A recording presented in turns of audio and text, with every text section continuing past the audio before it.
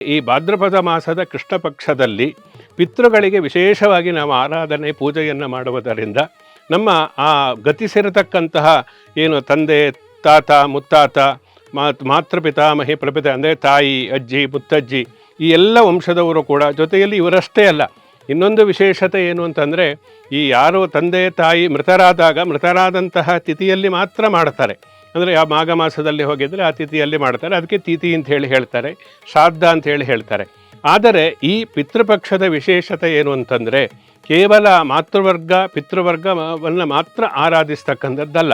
ತಂದೆ ತಾತ ಮುತ್ತಾತ ತಾಯಿ ಅಜ್ಜಿ ಮುತ್ತಜ್ಜಿ ಇವರನ್ನು ಮಾತ್ರ ಆರಾಧಿಸ್ತಕ್ಕಂಥದ್ದಲ್ಲ. ಗತಿಸಿರ ಯಾವುದೋ ಕುಟುಂಬದಲ್ಲಿ ಅಪಮೃತ್ಯುವಿನಲ್ಲಿ ಮರಣ ಹೊಂದಿರಬಹುದು, ಅಥವಾ ಆತ್ಮಹತ್ಯೆಯನ್ನು ಮಾಡಿಕೊಂಡಿರಬಹುದು, ಅಥವಾ ಗರ್ಭಸ್ಥ ಶಿಶು ಅಲ್ಲಿಯೇ ಮೃತು ಹೊಂದಿರಬಹುದು, ಅಥವಾ ಮಗು ಹುಟ್ಟಿ ಸತ್ತಿರಬಹುದು, ಅಥವಾ ಎಲ್ಲೋ ದೇಶಾಂತರ ಹೋಗಿ ಅವರು ಬದುಕಿದ್ದಾರೋ ಇಲ್ಲವೋ ಅನ್ನತಕ್ಕಂಥದ್ದು ನಮಗೆ ಗೊತ್ತಿರುವುದಿಲ್ಲ. ಅಂತಹ ಸಂದರ್ಭದಲ್ಲಿ ಜೊತೆಯಲ್ಲಿ ನಮಗೆ ಸಮಾಜದಿಂದ ನಾವು ಪಡೆದುಕೊಂಡ ಸ್ನೇಹಿತರಿರ್ಬೋದು, ಬಂಧುವರ್ಗದವರು ಇರ್ಬೋದು, ಪ್ರಾಣಿ ಪಕ್ಷಿಗಳಿಗೂ ಕೂಡ ಪಿತೃಪಕ್ಷದಲ್ಲಿ ಆ ಋಣ ಸಂದಾಯವನ್ನು ಮಾಡತಕ್ಕಂತಹ ಒಂದು ವಿಶೇಷವಾದಂತಹ ಪ್ರಕ್ರಿಯೆ ಏನಿದೆ ಅದು ಈ ಪಿತೃಪಕ್ಷದಲ್ಲಿ ನಾವು ಮಾಡಬೇಕು ಅಂಥೇಳಿ ಶಾಸ್ತ್ರಗಳು ಹೇಳ್ತಕ್ಕಂಥದ್ದು.